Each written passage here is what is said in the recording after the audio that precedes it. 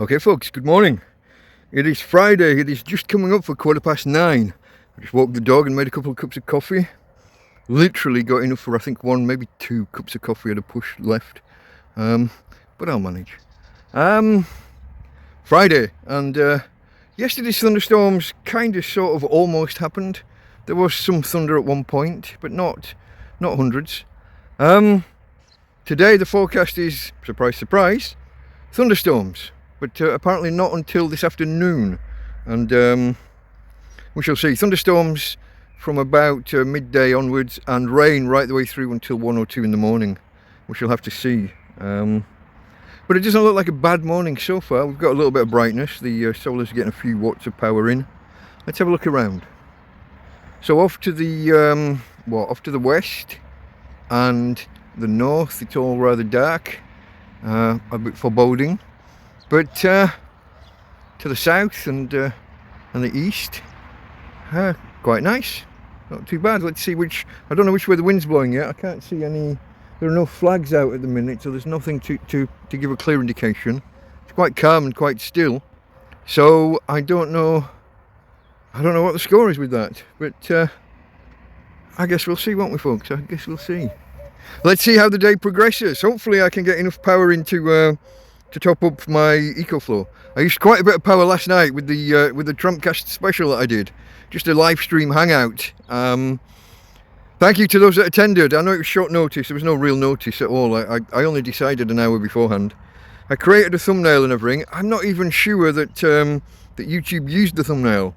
When I went in afterwards, it was the default thumbnail, just my profile picture, and I had to add the thumbnail again, which is surprising because I'd added it twice beforehand. YouTube, what can you say? But yeah, I used quite a bit of power, so I'm hoping that this morning, anything that's not overcast, so even a bit of brightness like that, well, now we're kind of coming in perpendicular to the solar panel at the minute still. It's quite early. That's me, that was a misclick. But yeah, we're coming in, the sun comes in at quite an oblique angle to the solar panel at the minute. But it'll work its way around. Hopefully over the next hour or two. We're off to a bit of a late start with it as well, but there's some mornings we've been fully charged by now, but obviously there are some clouds. Let's see how it goes folks. Updates later if necessary. Bye for now. Join me on Sundays for TrampCast. It's the weekly look at the successes, the failures, the happenings in my life as a tramp, a homeless guy, a hobo, living in Torrevieja in Spain. Love to see you there folks. Okay, Delta Mike out. Okay folks, 3 o'clock on a Friday afternoon. We've just had I don't know, 2 or 3 hours of good sunshine. It's been a nice day. I should have taken a bit of video of it really, I guess. I hope. But have a look around now. So to the south we've got clearish skies, clouds overhead. Off to the west, they're a bit darker, around kind of north-ish, a mixture I guess, and off to the east is a mixture again. You've got towards the horizon it's clear, but overhead is this dark stuff. And again, the weather forecasts, all day it's been thunder and lightning's coming, and all day they've been pushing it back. Is it going to be 12 o'clock? Is it going to be 1 o'clock? Is it going to be later? And when it starts, what one of the forecasts is saying, once it starts, that's it. There's 12, 13, 15 hours of rain, depending on, depending on when you look. But again, the tent, obviously, this end is not going to withstand any kind of real rain. It's just going to go in. On the top, we're broadly speaking quite good at the minute. It's pulled, the tarp's pulled fairly tight. Down at this end, we've got the cables that are currently loose. We pulled the tarp so much this way that these cables are loose again at the minute.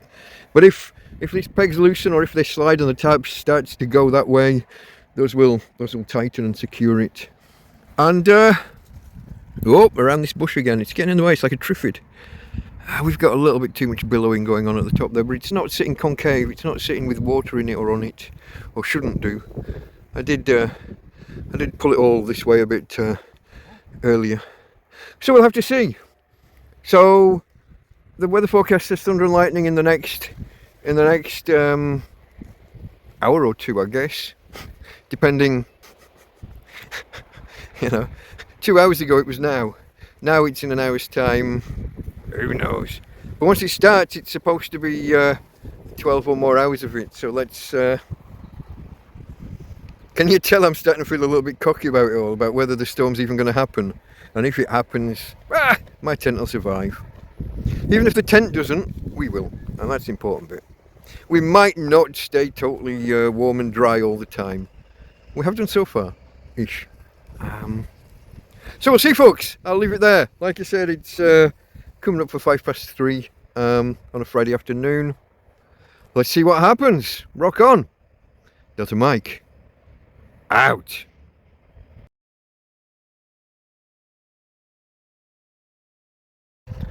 Okay, folks.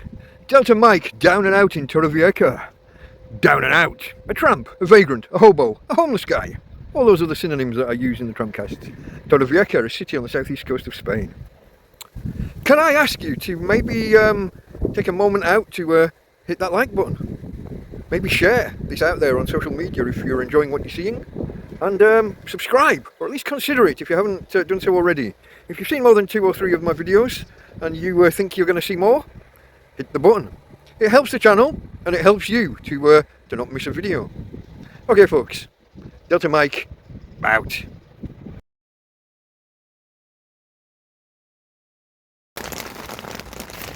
Okay, folks, 17:04, and it has just been absolutely belting it down. It's just slacking off now. We got thunder in the background and moderately strong winds. Been going about a quarter of an hour. I was just in the middle of doing something else, so I couldn't do a video straight away. And my doggie here, she's got under the covers in the bed and she's shaking like a leaf. So all day long they've been saying thunderstorms, lots of rain, and all day long they've been putting it back and putting it back. Now at 5 o'clock in the afternoon or evening, they're right, and now they're saying 17 millimeters, 17 millimeters set to fall. That's not what the hourly breakdown shows for the next 4 or 5 hours, but that's quite a lot. Those are the kind of numbers that would have me worried. Basically, anything over 5 millimeters has me concerned. But once you're heading towards 2 centimeters, that's crazy. So there's nothing much to report other than the fact it's happening. So I guess I'll see you later.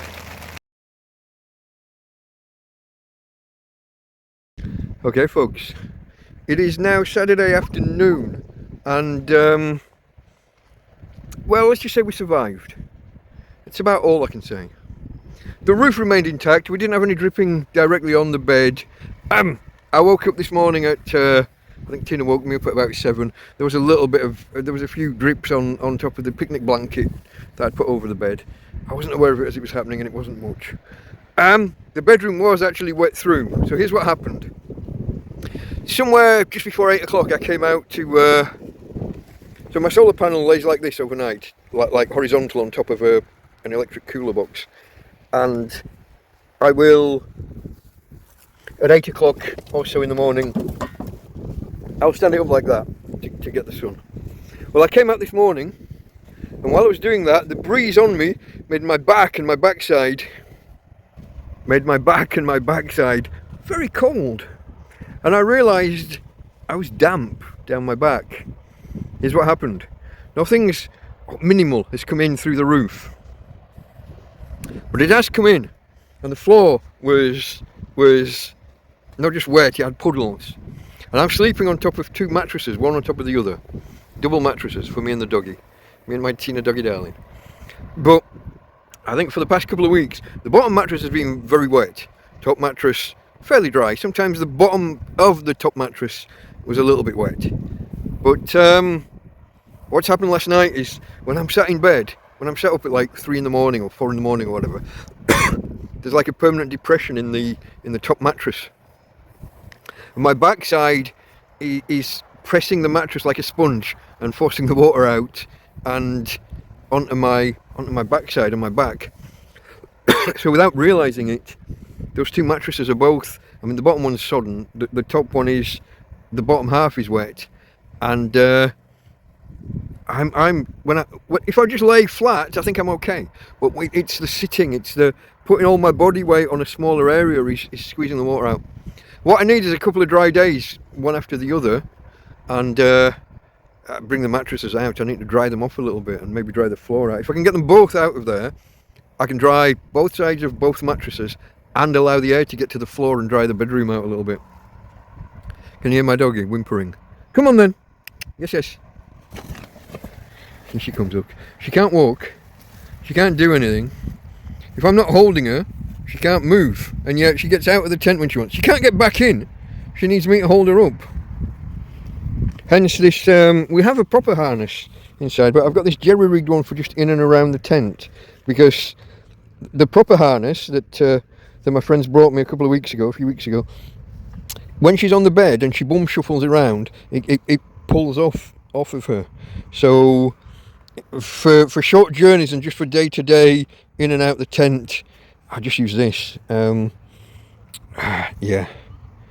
Mel and Adam, I do use your harness, don't worry, I do use it. It's just, it's a case of picking the best tool for the job. Hey babe. Hey babe. But oh Tina, stand up babe, stand up. But at least she's not whimpering now, eh? But that's, I should be holding the camera with that hand. Give me a second, Tina. That makes shit difficult for me. Oh. Okay folks, no, that's not going to work. I got her now, she's in my left hand, we're all okay. Where was I? So this is now, it's actually Saturday afternoon. I had a friend come around this morning. I spent the morning sat on these chairs over here talking with a friend, Spanish guy, doesn't speak any English.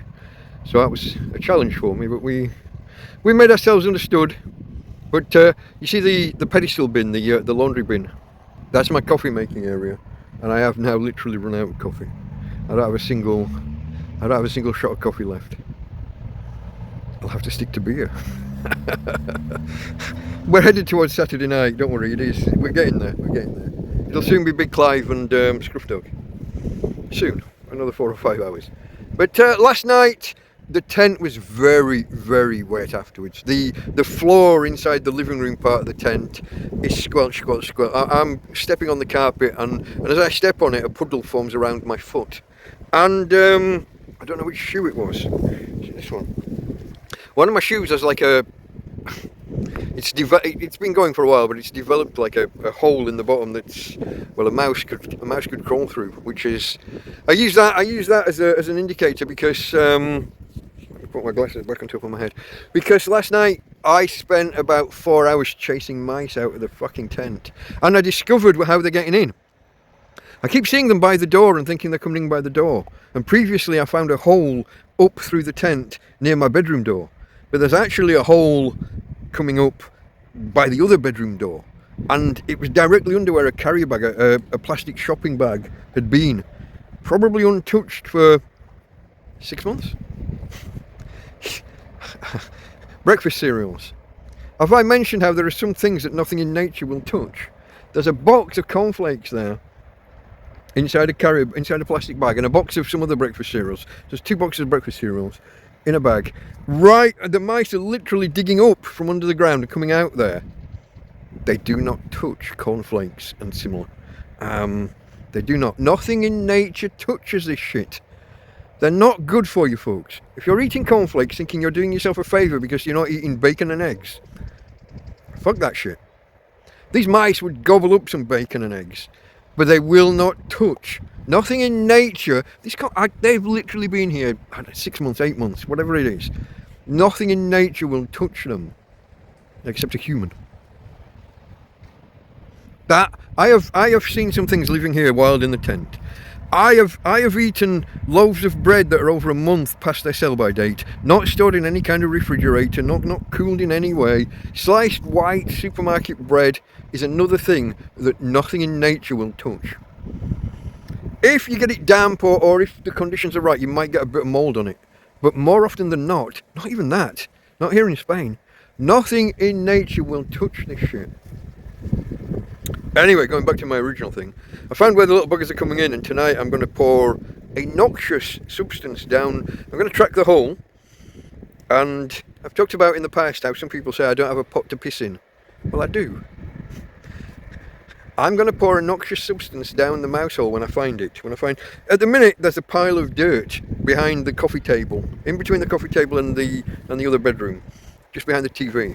I'm going to move that 6 inches this way, 15 centimeters, and I'm gonna sweep the dirt out of the way so I can see the actual hole, and I'm going to pour a noxious substance down there. And I found in the past with the other hole at this end, doing that once every week or two keeps them away. They either drown when they're down there, or maybe the smell, makes them think twice and they go elsewhere. I don't know what happens, but I find that pouring something down there and suddenly the mice go away. So this is the second entry I found, the second actual hole that they've come up through the floor and into my tent. There are probably others, but maybe I've got a chest of drawers in the bedroom and I've seen mice under there, maybe there as well. But what do you do? I can't go around like clearing out the whole tent to check the floor every couple of weeks. But last night was too much. Last night I was up and down, but as soon as I got back into bed, movement outside, outside the bedroom, movement in the rest of the tent. And they weren't being quiet. Normally, you can't hear them move. They move around and you don't know they're there. Last night, they were so fucking bold. Now, I did actually, a friend of mine left a cooler box with me, a plastic cooler box. I can't chill it, but I'm storing it for him for when he comes back. When I saw the hole when I saw the dirt mound and the rough area that they were in, I put this box down over that area, hoping to make it more difficult for them. So maybe I'm the cause, maybe I'm the reason why they were running around and scampering around all night. Maybe I didn't allow them easy exit. Maybe they were panicking and running for somewhere else to go. But between the wet floor, like when I woke up this morning and like my shoes were wet through, I mean they were sodden, they were sat in a puddle. The rest of the wet floor, the wet carpet, the wet everything, the wet bed. Like I said, I haven't brought the mattress. We had a couple of sunny hours this morning and I was thinking I was going to let things out here dry off and then I'd bring the mattresses out. But then it clouded over for a big chunk of the day. I'm going to put I don't think it's due to rain tonight. So the picnic blanket that was acting as a water barrier for me on top of the bed, above me, I'm going to put on the bed under me tonight so that I'm not getting wet. What I need to do is to bring those two mattresses out, and then we get a triple drying. I can dry each side of both mattresses and let the air get to the floor where they're at. Maybe I'll be able to trace where the water's coming in at that end and how it's coming in. Whether it's coming in on the inside of the walls, through the tarp and down the inside of the walls, or whether it's coming in on the floor. I don't know quite what's happening. I don't know how we ended up as wet as we did, given that we had not a single drop land on the bed while I was awake. A couple of drops in the night, as I said, 7 o'clock this morning, the picnic blanket, the rubber backed thing on top, or plastic backed, did have a little bit of dampness, a little bit of wet on top. So something got in somewhere. But considering how bad the rain was at times and the thunderstorm we had and how prolonged it was, nothing really. I mean, I'm really impressed with the patches and the work I've done on the roof.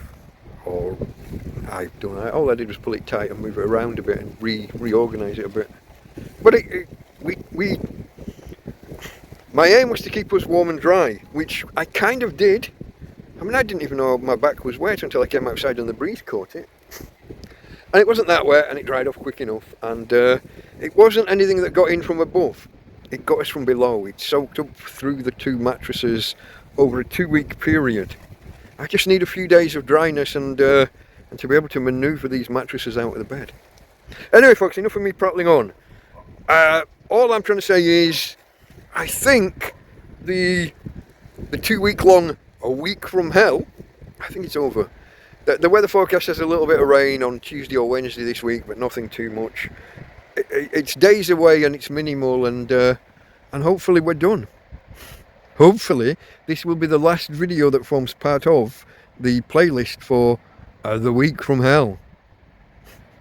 14 or 15 days of whatever it is, but yeah, that. Okay folks. From Tina. Hey babe. Hey, babe. Tina, go. This way. Hey. Hey. I want a cuddle. Cuddle kiss. Nom nom nom nom nom nom. Okay, folks. From Tina. And from me, Delta Mike. Out. Join me on Sundays for TrampCast. It's the weekly look at the successes, the failures, the happenings in my life as a tramp, a homeless guy, a hobo, living in Torrevieja in Spain. Love to see you there, folks. Okay. Delta Mike, out.